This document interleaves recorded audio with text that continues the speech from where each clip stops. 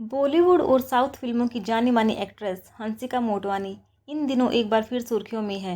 लेकिन इस बार इसकी वजह उनकी फिल्में या किसी ग्लैमर इवेंट की नहीं, बल्कि उनकी पर्सनल लाइफ से जुड़ी है।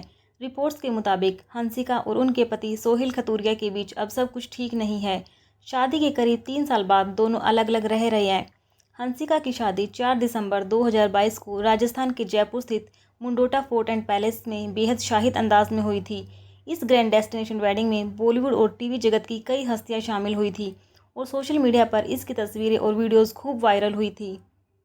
मगर अब खबरें आ रही हैं कि शादी के कुछ महीनों बाद ही पति पत्नी के बीच अनबन शुरू हो गई थी। शुरुआत में दोनों अपने ससुराल वालों के साथ एक ही फ्लैट में रहते थे, लेकिन वहां एडजस्टमेंट की समस्या के चलते उन्होंने उसी बिल्डिंग में एक नया फ्लैट ले लिया। उम्मीद थी कि इससे चीज़ें बेहतर होंगी, लेकिन तनाव और तकरार जारी रही। आखिरकार हंसिका ने वह फ्लैट भी छोड़ दिया और अपनी माँ के पास रहने चली गई। अब वो मुंबई में अपनी मां मोना मोटवानी के साथ रह रही हैं, जो खुद एक सफल बिजनेस वूमन है और हंसिका की मैनेजर भी रह चुकी हैं।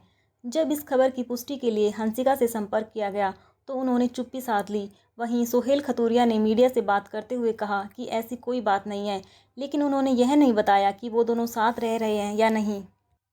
सोहेल की पहली शादी हंसिका की बेस्ट फ्रेंड रिंकी बजाज से हुई थी।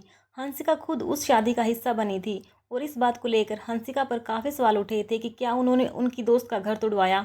बाद में हंसिका ने इस पूरे मामले पर सफाई देते हुए कहा कि सोहेल उनके भाई का पुराना दोस्त है और वो दोनों काफ़ी समय से एक दूसरे को जानते हैं। उन्होंने यह भी कहा था कि सोहेल की पहली शादी टूटने का उनके साथ कोई लेना देना नहीं है। मगर इस सफाई के बावजूद सोशल मीडिया पर हंसिका को खूब ट्रोल किया गया था। कई लोगों ने उन्हें होम ब्रेकर तक कह दिया था। हालांकि उनके फैंस ने उन्हें काफ़ी सपोर्ट भी किया था। हंसिका का करियर भी काफ़ी कंट्रोवर्शियल रहा है। बचपन में उन्होंने शाका लाका बुम बुम, क्योंकि सास भी कभी बहू थी और देसी गर्ल्स जैसे सीरियल्स में काम किया। 2003 में रिलीज़ हुई कोई मिल गया में उन्होंने ऋतिक रोशन के साथ बतौर चाइल्ड आर्टिस्ट काम किया था और उन्हें पहली बार बॉलीवुड में पहचान मिली थी।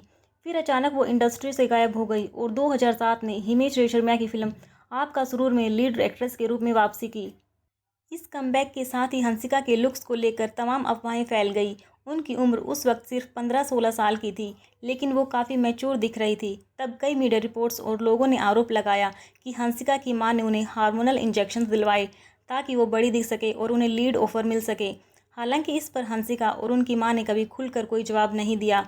आज भी हंसिका का नाम कभी शादी तो कभी ट्रांसफॉर्मेशन, कभी बॉयफ्रेंड तो कभी विवादों के चलते मीडिया की सुर्खियों में बना रहता है। कुछ साल पहले हंसिका का नाम सिंबू के साथ जुड़ा था, लेकिन वो रिश्ता भी जल्द ही खत्म हो गया। इसके बाद उन्होंने कई साउथ फिल्मों में काम किया और अपना करियर फिर से खड़ा किया। अब जब उनकी शादीशुदा जिंदगी पर सवाल उठ रहे हैं तो उनके फैंस काफ़ी परेशान हैं। क्या ये सिर्फ एक अस्थायी दूरी है या फिर सच में उनके रिश्ते का अंत होने वाला है? इसका जवाब फिलहाल वक्त ही देगा। एक एक्ट्रेस जो कभी बचपन में टीवी की जान थी, अब अपनी शादीशुदा जिंदगी की मुश्किलों से जूझ रही है।